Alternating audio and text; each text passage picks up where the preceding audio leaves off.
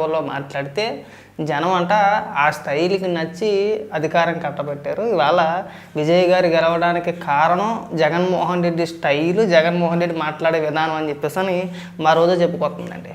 రోజా audio ఒకటి viral అవుతుంది, ఒకసారి వినిపిస్తామేనండి. విజయ్ మొదటి నుంచి కూడా ఆయన డ్రెస్సింగ్ కానీ ఆయన మీటింగ్స్ మీరు చూసుంటారు, ర్యాంపులు వేసి తర్వాత ఆయన స్పీచ్లు కానీ జగన్ గారిని యాజ్ ఇట్ ఈస్ ఫాలో అయ్యారు అనేది స్పష్టంగా అర్థమవుతుంది. సో ఇప్పుడు ఫైనల్లీ ఎలక్షన్స్ లో ఆయన జగన్ గారి ఫోటో ఆయన పట్టుకొని ఆడియన్స్ కి చూపించడం జరుగుతుంది. సిగ్గు అనిపించట్లేదమ్మా రోజు నీకేమని? నువ్వేమో డిఎంకేకి ప్రచారం చేస్తావా, ఇక్కడికి వచ్చేమో జగన్మోహన్ రెడ్డి ఫోటో చూపించడం వల్ల ఇంకా నయం.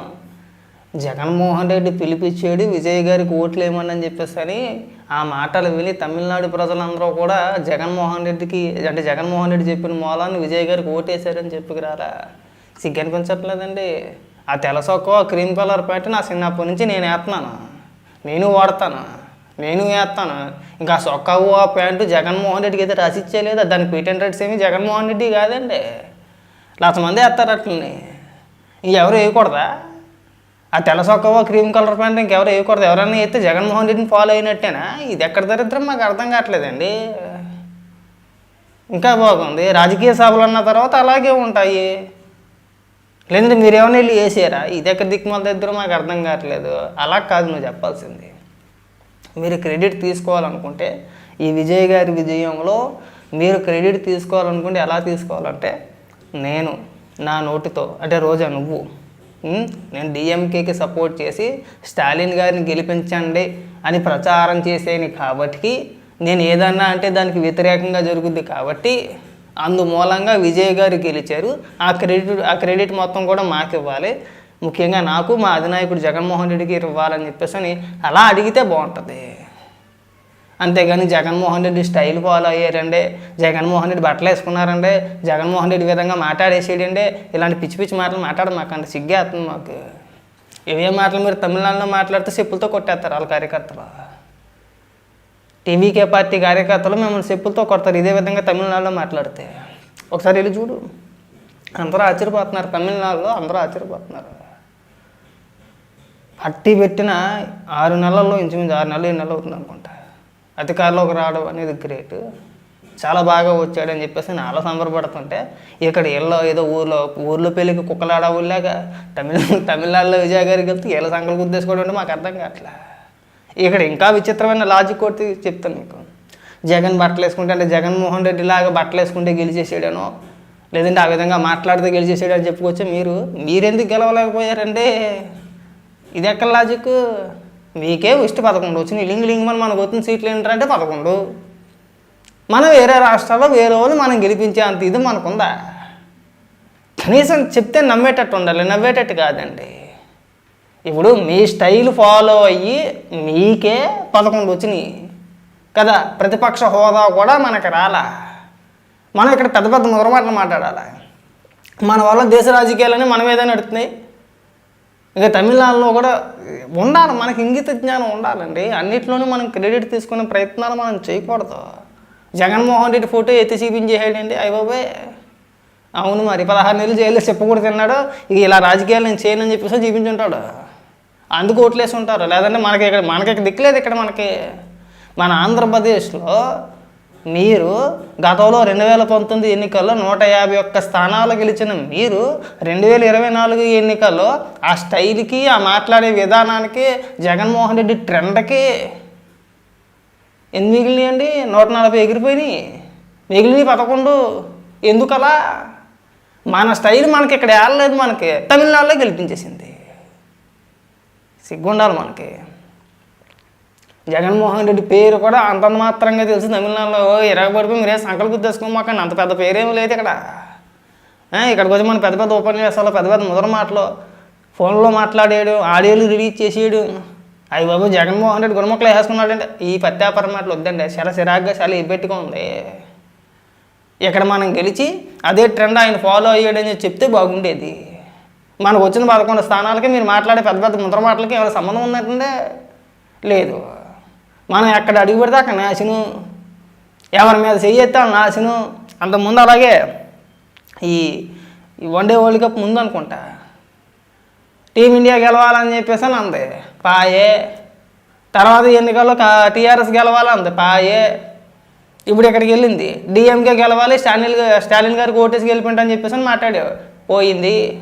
ఎక్కడ అడిగి పెడితే అక్కడ నాశనమే. ఆ విధంగా చెప్పుకోవాలి.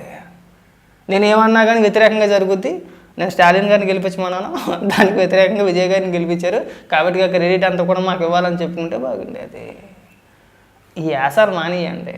అలాగే వైసీపీ కార్యకర్తలు కూడా చెప్తున్నాం, మీరు పోలికలు పెట్టమాకండి.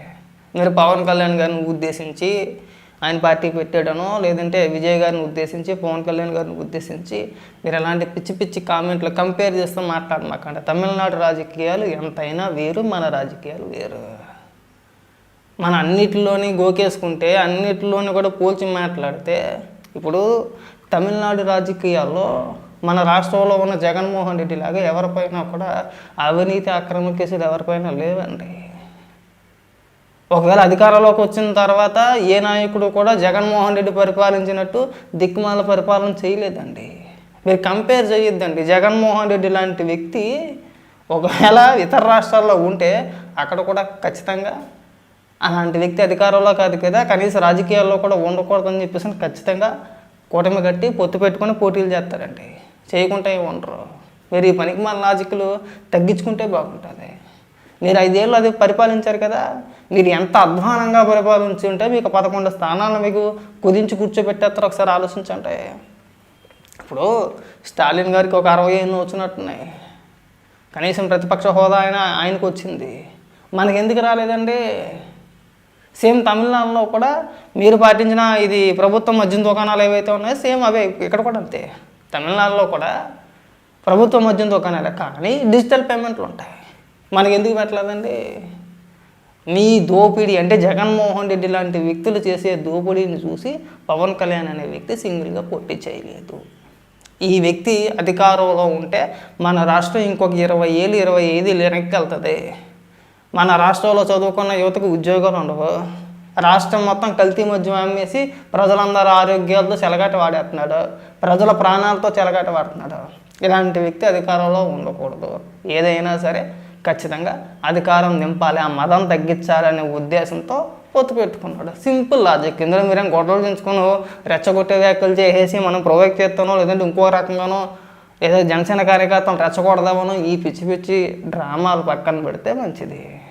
మీరు అధికారంలోకి రావాలి అనుకునేది కళ, అది జరగదు. మీరు ఎన్ని ప్రయత్నాలు చేసినా సరే పవన్ కళ్యాణ్ గారికి తెలుసు ఏం చేయాలి ఎలా చేయాలి అనేది. కొంతమంది జనసేన కార్యకర్తలు కూడా, కొంతమంది, అందరూ కాదు కొంతమంది, వాళ్ళు కూడా ఖచ్చితంగా పవన్ కళ్యాణ్ గారు ఇక్కడ ఇలా జరిగింది ఇక్కడ ఇలా జరిగింది 2019లో అలాగే సింగిల్గానే పోటీ చేశారు. సింగిల్గా పోటీ చేసి మన జగన్మోహన్ రెడ్డికి చేతికి అధికారం ఇవ్వాల్సిన పరిస్థితి వచ్చింది ఆ రోజున. సో పవన్ కళ్యాణ్ గారికి మనం చెప్పేటోళ్ళు అంతటోళ్ళం కాదు.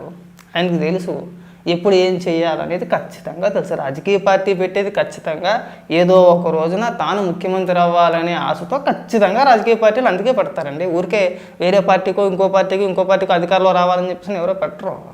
కానీ మనకి ముఖ్యమంత్రి పదవి కంటే రాష్ట్ర ప్రయోజనాలు ముఖ్యం. ఏ రాజకీయ పార్టీకైనా అంతే కదా, ఆ విధంగానే కదా ఆలోచిస్తారో. ఫస్ట్ ప్రయారిటీ రాష్ట్ర ప్రజలు, తర్వాతే కదా రాజకీయ పార్టీలు. ఇవన్నీ ఆలోచించకుండా పిచ్చి పిచ్చిగా మనం ఎట్ట పడితే అట్లా పోస్టులు వేసేసి పవన్ కళ్యాణ్ గారు ఇదేటండే పవన్ కళ్యాణ్ గారు అదేటండే వైసీపీ కార్యకర్తలతో పాటు మీరు వంత పాడద్దు. సో పవన్ కళ్యాణ్ గారు చేయాలనుకున్న రోజున ఖచ్చితంగా సింగిల్గానే పోటీ చేస్తారేమో, ఏ రోజుకన్నా చేస్తారండి. ఇప్పుడు రాజకీయ పార్టీలు పొత్తు అనేది శాశ్వతం కాదు, అది అందరికీ తెలిసిందే. దశాబ్దాల కాలంగా మనం చూడట్లేదా? ఎన్ని రాజకీయ పార్టీలు పొత్తు పెట్టుకోలేదు, ఎన్ని రాజకీయ పార్టీలు ఇడిపోలేదు, మళ్ళీ సింగిల్గా ఎందుకు రాజకీయ పార్టీలు చేయలేదు? రాజకీయాల్లో ఎప్పుడు ఏదైనా జరగవచ్చు. సో ఇప్పుడు 10-15 ఏళ్ళు అంటున్నారు కలిసి పోటీ